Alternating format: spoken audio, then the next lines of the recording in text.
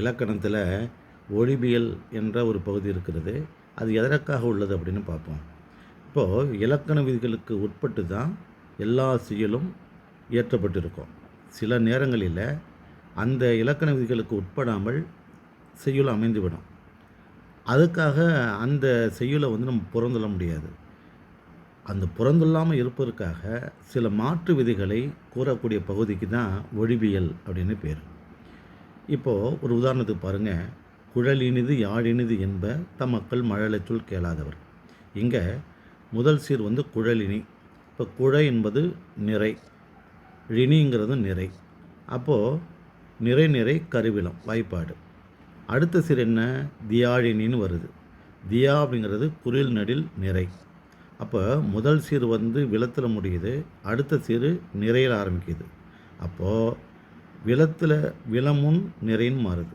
விலமுன் நிறை வந்தால் அது ஆசிரியர் நிறை ஒன்று ஆசிரியத்தலைன்னு வரும். நிறை ஒன்று ஆசிரியத்தலை எதுக்குள்ள இலக்கணம்? அது ஆசிரியப்போடைய இலக்கணம். ஆனால் இது என்ன? வெண்பா, அதாவது குரல் வெண்பா. அப்போது அந்த குழலினிது யாழினிது என்கிற இந்த ரெண்டு சீரில் இந்த தீன்னு வரக்கூடிய இடத்த நம்ம மறைச்சி வச்சிடணும். அதாவது அழகு பிரிக்கும் போது அழகு பிரிக்காமல் விட்டுறணும். சொல்லுகிற போது குட்டி லிகரமாக சொல்லணும். அசை பிரிக்கிற போது அதை அசை பிரிக்காமல் விடுவதற்காக அடைப்புக்குறியில் படும் பொழுது அங்கே என்ன ஆகுது? முதல்ல கருவிலன்னு வருது, அடுத்து யா என்பது நேர்னு வந்தது.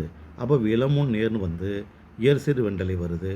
இயற்சிறு வெண்டலை என்னது? வெண்பாவுடைய இலக்கணம். அப்போது இலக்கண விதிகளுக்கு உட்படாமல் சில நேரங்களில் செயல் அமைந்து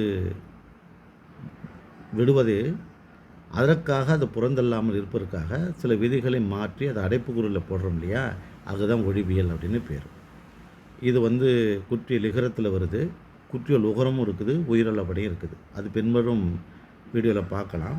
எனவே இலக்கண விதிகளுக்கு உட்படாமல் சில நேரங்களிலே செயல் அமைந்து விடக்கூடிய நேரங்களிலே அதற்காக சில மாற்று விதிகளை கூறுப்பதுக்கு தான் ஒழிபியல் அப்படின்னு பேர். நன்றி, வணக்கம்.